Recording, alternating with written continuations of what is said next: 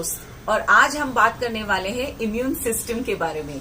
Yes, बहुत सारे सवाल है कि इम्यून सिस्टम क्या है, कैसे काम करता है and how do we strengthen our immune system. Well, it's very simple and let's make it simple. Yes, immune system is a system within our body. हमारे शरीर के अंदर एक सिस्टम होता है जो हमारे लिए काम करता है ताकि हमारे अंदर जो भी दुश्मन यानी कि वायरस एंटर करता है उसे वो लड़कर उसे मार सके और हमारे शरीर से बाहर निकाल सके। सो in easy manner we can think of our immune system as the soldiers of our body. And who are these soldiers that work? They are our W white cells. That means our white blood cells. Sorry. So our white blood cells are the soldiers of our body and the enzymes in our body are the laborers. So now how do they work? Very simple. White blood cells रोज बनते हैं, रोज मरते हैं, लेकिन जब तक वो रहते हैं तब तक वो एब्सोल्युटली ताकतवर होने चाहिए। अगर एक सोल्जर कमजोर रहेगा तो आपके शरीर के लिए काम कर पाएगा? नहीं, करेक्ट। इसीलिए हमारे सोल्जर्स को स्ट्रांग रहना पड़ता है। और सेकंड जॉब क्या है? They need to be alert. हर समय बहुत ध्यान से वो हर जगह देखते रहते हैं कि कहीं ना कहीं वायरस हमारे शरीर के अंदर घुस तो नहीं गया है, whether it is through skin और थ्रू आवर माउथ। जो हम खाते पीते हैं, जहां हम जाते हैं, जिस एयर को हम ब्रीथ करते हैं, जो पानी हम पीते हैं, जो खाना हम खाते हैं, हर जगह से वायरस जाता है। लोगों से इंटरेक्ट करते हैं, वहां से भी वायरस जाता है। Yes, so we are attacked by different viruses every single moment of your life. So imagine how many viruses the white blood cells has to look for. और जैसे ही उसे वायरस हमारे शरीर के अंदर दिखता है, इट गेट्स अलर्ट एंड वो जाके सारे बाकी के व्हाइट ब्लड सेल्स को अलर्ट कर देता है कि अलर्ट हो जाओ, दुश्मन ने हमारे शरीर के ऊपर अटैक किया है। और फिर होती है हाथापाई, यस, फाइटिंग। इस फाइटिंग में वो वायरस से लड़ता है और वो वायरस को मारने की कोशिश करता है। ये कोशिश में बहुत सारी चीजें होती है। क्या होता है? पहली बात तो ये, आपके शरीर को उस वायरस से इम्यून होने के लिए थोड़ा सा समय लगता है।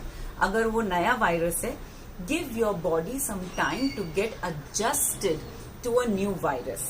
For that, what happens at times, you will get fever, you get cold, you get rashes, you get some kind of allergy, stomach infections, and so on and so forth.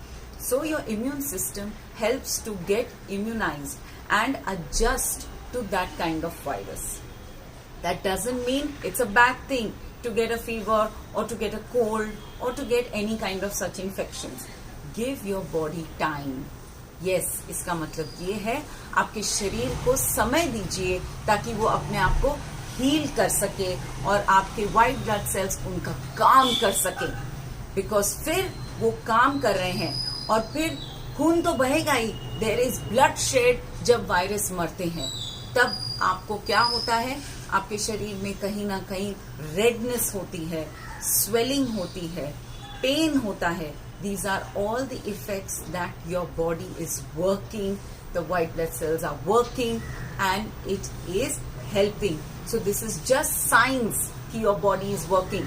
So don't worry कि अगर आपको fever आ जाए, don't worry कि आपको redness हो या swelling हो। Let the body take its time.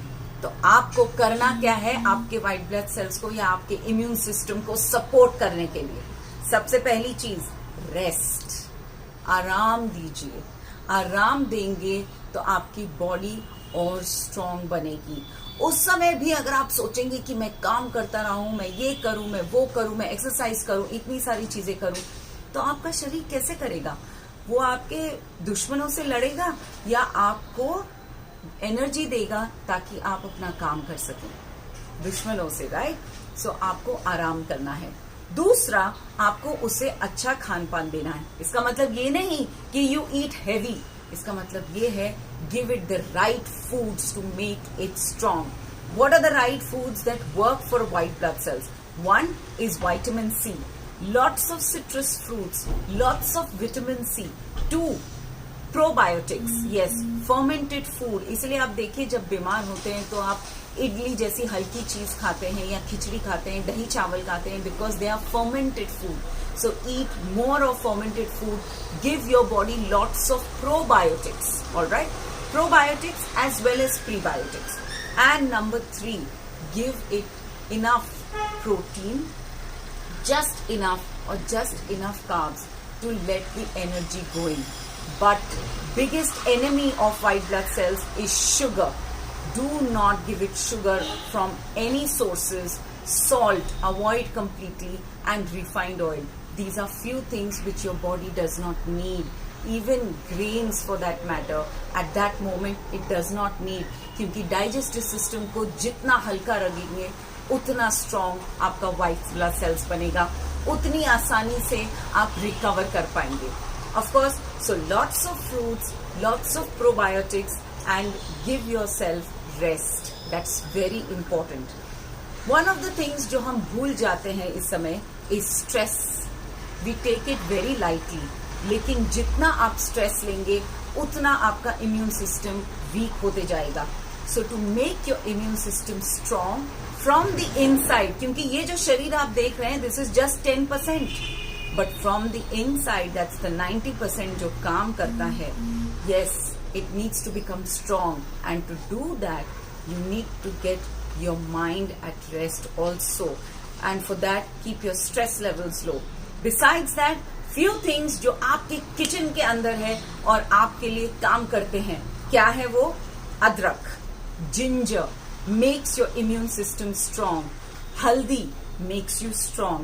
Lasan, have it like a medicine, it makes you strong. Cinnamon, it's a magical avatar.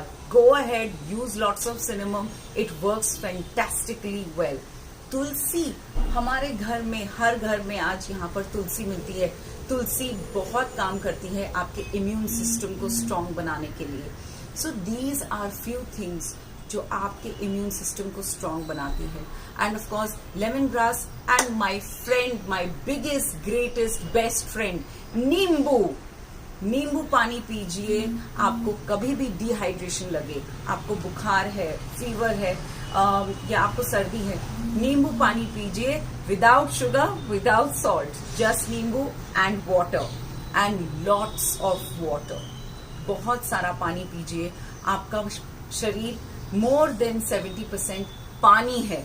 सो अगर आप अपने शरीर को पानी ही नहीं देंगे तो आप स्ट्रॉन्ग कैसे बनेंगे? आपका सिस्टम स्ट्रॉन्ग कैसे बनेगा और आपके सिस्टम में से वायरसेस फ्लश आउट कैसे होंगे? So make your system strong by giving it sips and sips of water all day.